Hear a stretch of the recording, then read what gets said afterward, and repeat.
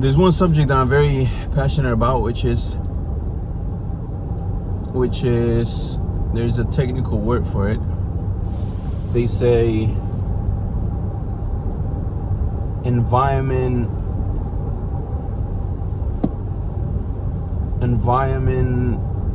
design or something like that, which is basically the concept and the idea that if you want to achieve something or adopt certain habits or even drop certain habits, you have to adapt the environment accordingly. So an example of this is, for example, if you feel like you have a bad habit, which is pick up your phone before going to sleep, or pick up your phone as soon as you wake up, and you realize that causes you to spend an extra 20, 30, for some people it can go crazy, 2 hours amount of time on a phone, then environment design would be that you design and systemize and put systems in place in order for that to happen, or to decrease the likelihood of that thing happening. So for example, locking your phone before going to sleep, or just having your phone locked for 20 hours throughout the day, and you basically forcing your system to not do it.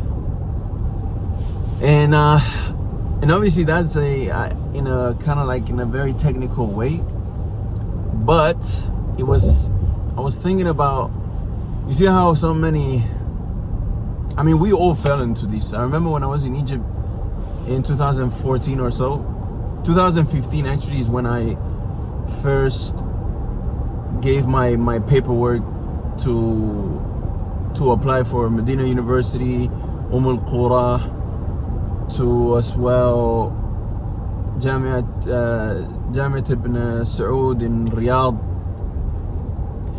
So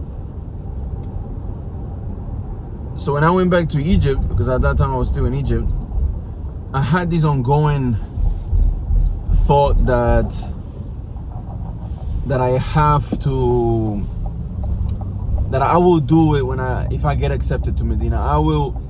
And so it's almost like you always hoping, and sometimes don't start certain things, hoping and waiting and expecting for something to happen, when in reality you don't even know if it's gonna happen or not. However, it takes a big space in your brain.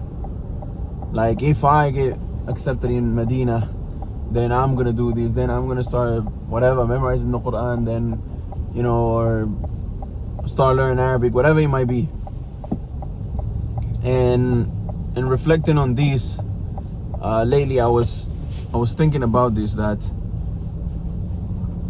now that I have went to Mauritania for 3 months and only did Qur'an there, now my mind and my system thinks, or at least my emotional system thinks, that Qur'an, not it can only be done there, but it can only be done there at a certain level and at a certain intensity of performance. So I was just pondering on the fact that yes, in one aspect, yes, environment will definitely affect the performance of certain activities that you might do, in a good way or in a bad way. From that, there is the hadith of the man who killed 99 people and asked for the most knowledgeable person and asked him about if he was gonna be if his acceptance was going to be, if his repentance was going to be accepted, and he said, that knowledgeable person said no, and so he killed him as well. So he completed the 100 people killed by killing him, and then he went to an alim and told him that yes, your repentance will be accepted, but you have to go to this land and stay with these people who worships Allah and never come back to your land.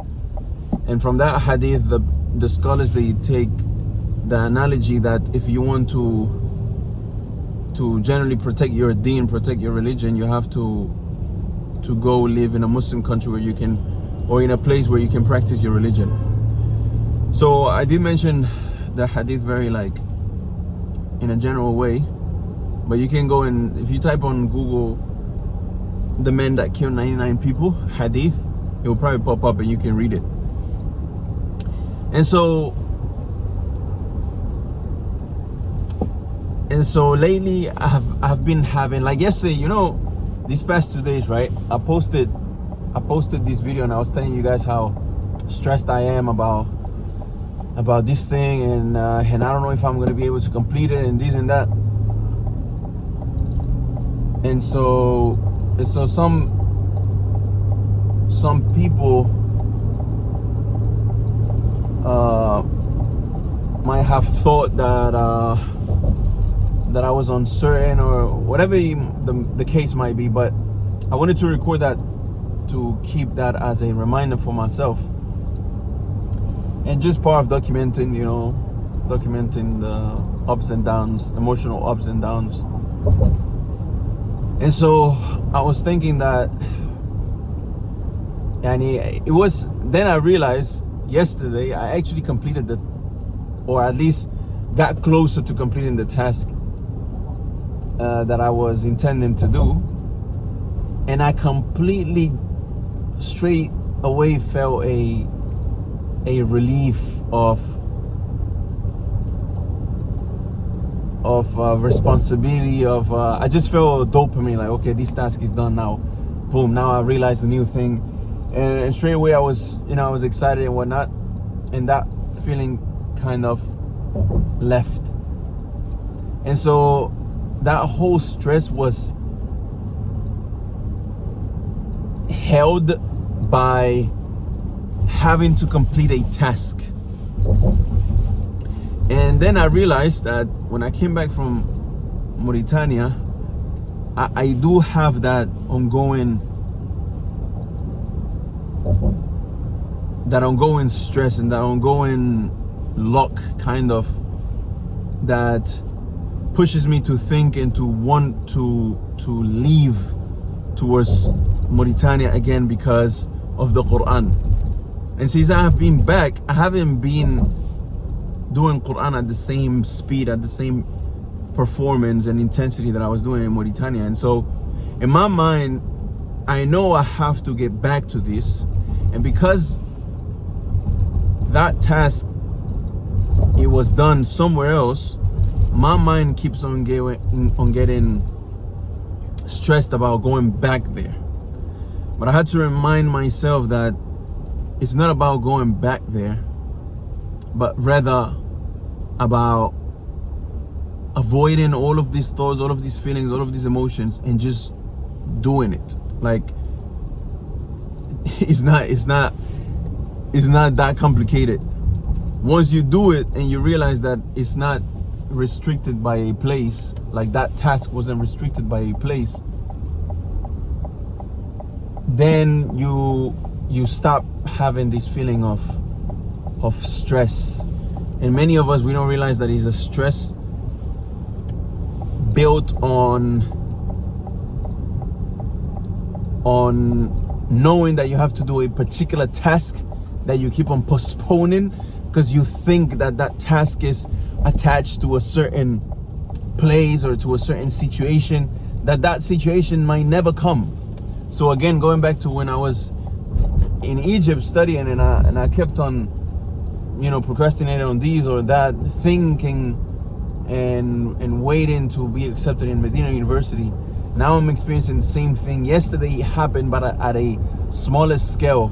And it made me think about how many people, and like I was telling you guys yesterday, I spoke to many people that when they want to learn Arabic, before we used to actually do a call before students join Anders Institute to talk to them and see if they qualified. And a lot of students, one thing that I realized is that all of them, vast majority, they actually had this ongoing guilt as well. This ongoing guilt of knowing and wanting to learn the Arabic language, but for whatever reason or for another, which again, most of the times it was related to this thing that we are talking about, this like ongoing feeling of needing to be in another place, or needing to have more time, or needing to be in a different situation, when that situation actually might never come. So the only thing that needs to be done in order for the person to get rid of that feeling of guilt and heaviness of having to do something is by doing the thing, regardless of what the situation might be at that particular moment, regardless of how much time the person thinks that he doesn't have. Like just do the thing. Just stop everything and drastically, from one day to another, start doing the thing, and you will feel and realize that, oh, it wasn't that hard actually, the task. Because the hardest part is just starting. And as well, you will realize that, oh, it's actually doable as well. And this is why discipline, and this is highly related to discipline, it takes a lot of self-awareness and being able to debunk all of these different feelings and emotions. Why you feeling a certain way, why you not feeling a certain way, and why you doing certain things. And self-reflection is something that a lot of people don't do, and this is why they're not able to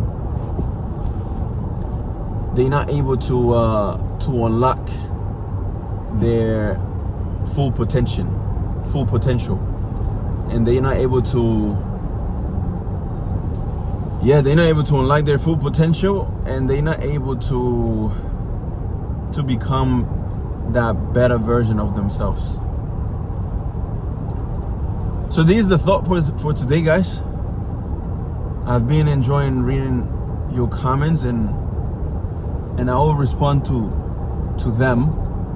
Sometimes I read it and I'm in the middle of something, preparing myself to do something else, so I might not have time to actually respond to them, but know that I read all of them, and I take my time to respond to them, but I do enjoy a lot seeing if you actually understand what I'm saying and understand where I'm coming from and identify with the things that I say. Because sometimes I just feel like, that might be too philosophical for certain people. That might be a little too deep for certain people. So yeah, man, with that being said, I'll see you guys in the comments. Assalamu alaikum.